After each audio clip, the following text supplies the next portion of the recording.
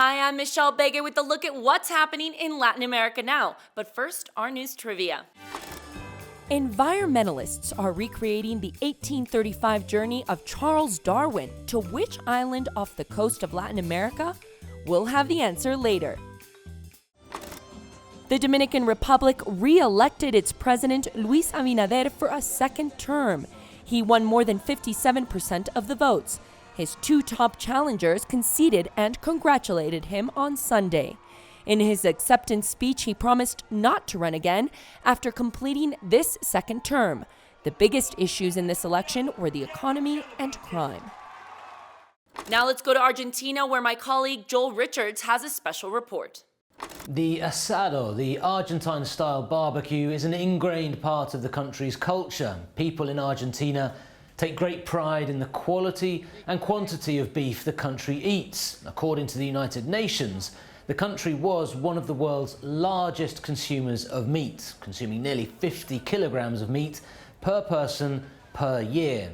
But that may be changing, not because of changing diets or concerns over climate change. The sale of beef has hit a historic low this year, the lowest even in 3 decades. This is down to the ongoing economic crisis the country is facing. The government has announced several measures to reactivate the economy and stop inflation. Despite the efforts, wages are lagging far behind the increase in prices, making the traditional weekly asado with friends and family unaffordable for an increasing number of Argentines. Check out these cargo transporters blocking the roads in Bolivia.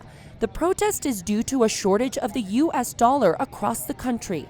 The government set out a package of measures to spur investment and exports as it seeks to reverse a worsening dollar scarcity that has left shelves empty and workers unpaid. Some of the measures would aim to cut red tape for exports, increase investment in grains production, make diesel imports easier, and allow bigger trucks on the roads. 2 deadly attacks in Colombia this week killed 4 people, including 2 police officers. They took place in the town of Morales in the Cauca region. Colombia's defense minister Ivan Velázquez alleges those behind the attacks were from the EMC, a rebel group that originally rejected the FARC peace deal in 2016. The EMC militants opened fire and set off cylinder bombs at the police station. Colombia's President Gustavo Petro wrote on social media that the government will not tolerate terrorist attacks. Now let's check out the stories we're following for next week. We're following the lead up to Mexico's presidential elections. The candidates squared off in their final debate. It's a historic election.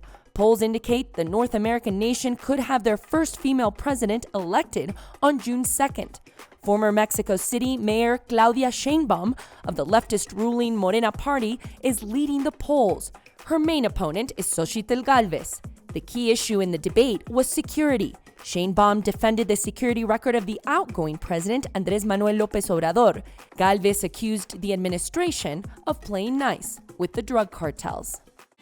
And now the answer to our news trivia. The answer is A. Environmentalists are recreating the journey made by naturalist Charles Darwin to the Galapagos Islands off the coast of Ecuador. The ship has been on a scientific and awareness-raising expedition since last August, stopping so far in the Canary Islands, Cape Verde, Brazil, and Chile.